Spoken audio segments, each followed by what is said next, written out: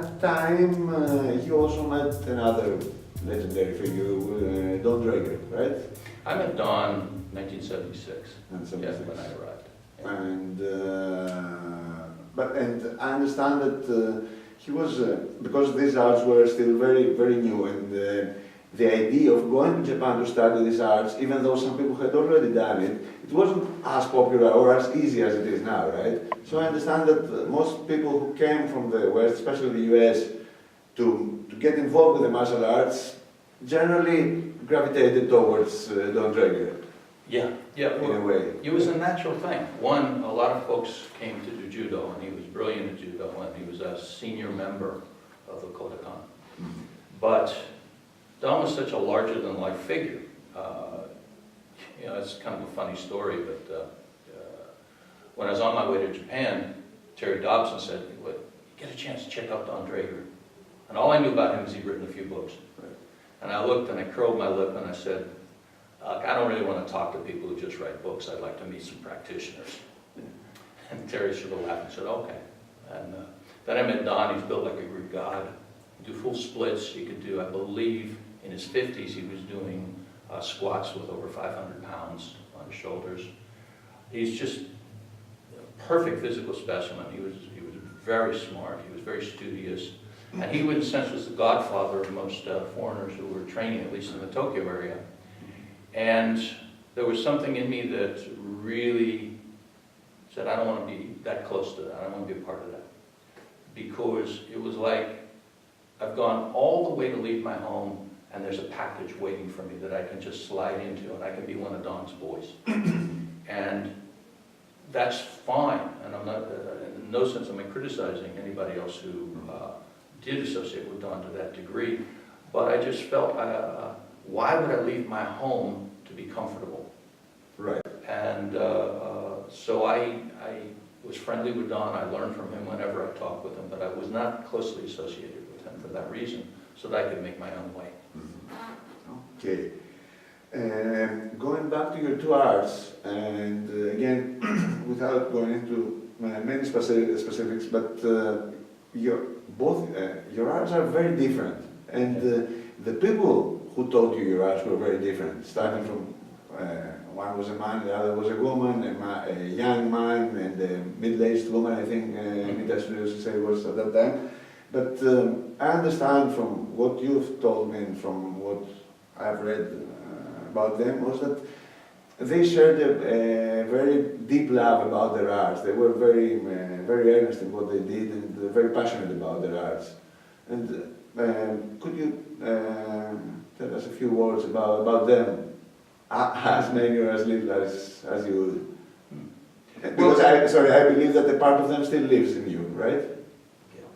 Yeah, I probably dream about my Aikido teacher 3-4 times a week, so I'm always doing Keiko. But they're very different. Aikido, Torite, Kogusoku. Look, there's several factions about Aikido. Each one's different, and one of the traditions in our Aikido is Ichikoku, Ichiden. Our Aikido spread all over Japan without ever having a soke.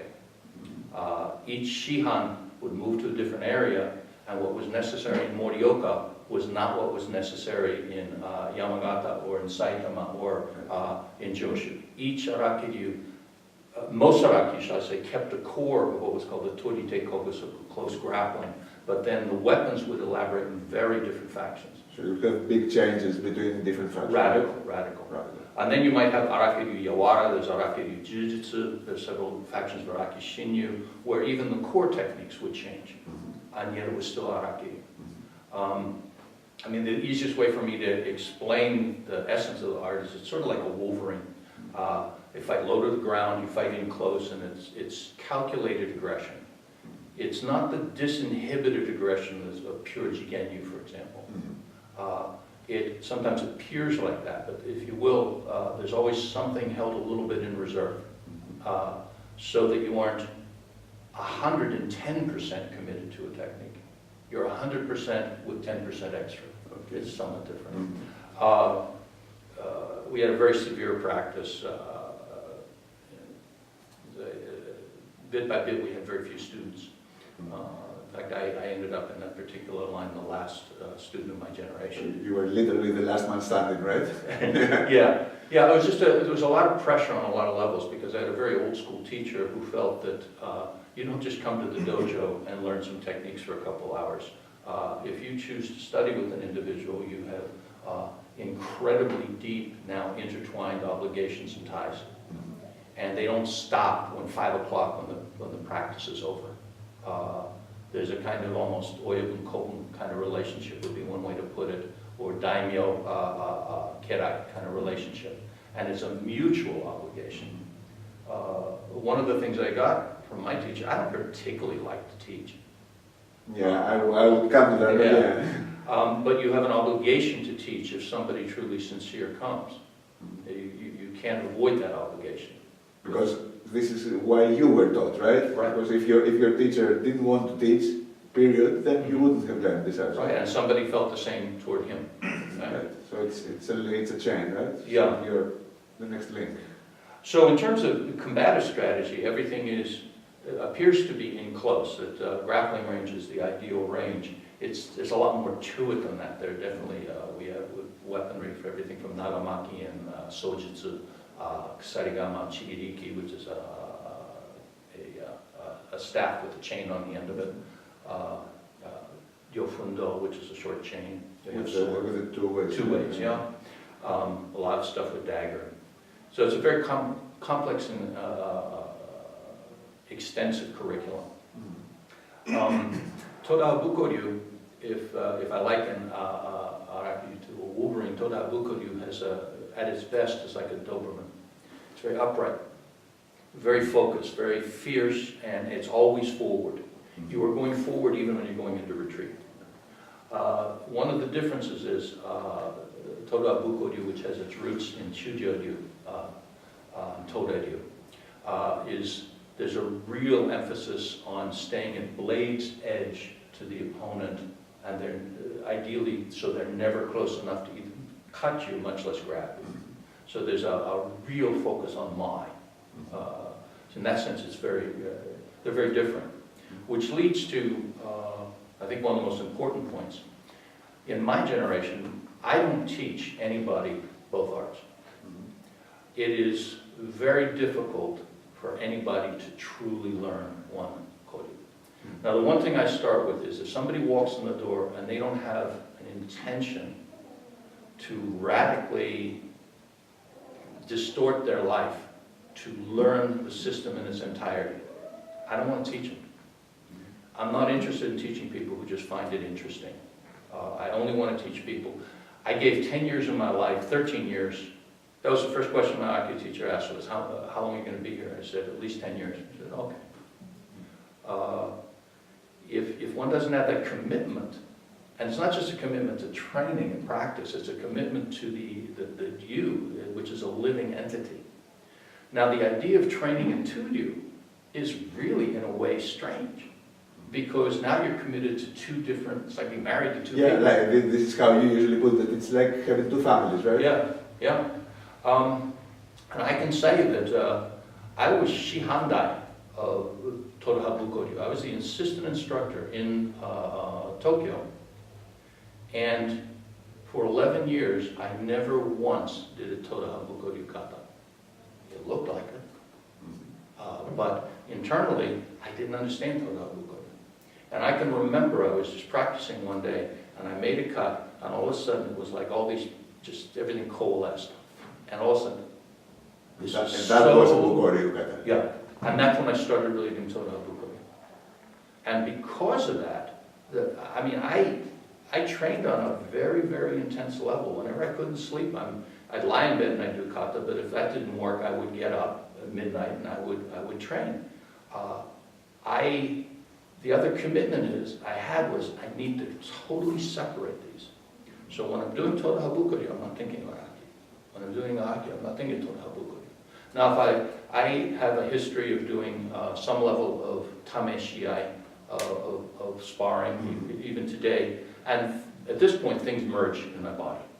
But when I have a Hokusei, Northwest, Toda-ha Buko-ryu dojo and a Hokusei Toda-ha Araki dojo, but they're two separate dojos. Right. They are not the same. And I've met very few people who are able to maintain that separation. Far too many people, in my view, who train more than one gyu, end up making a champon. Just mix things together.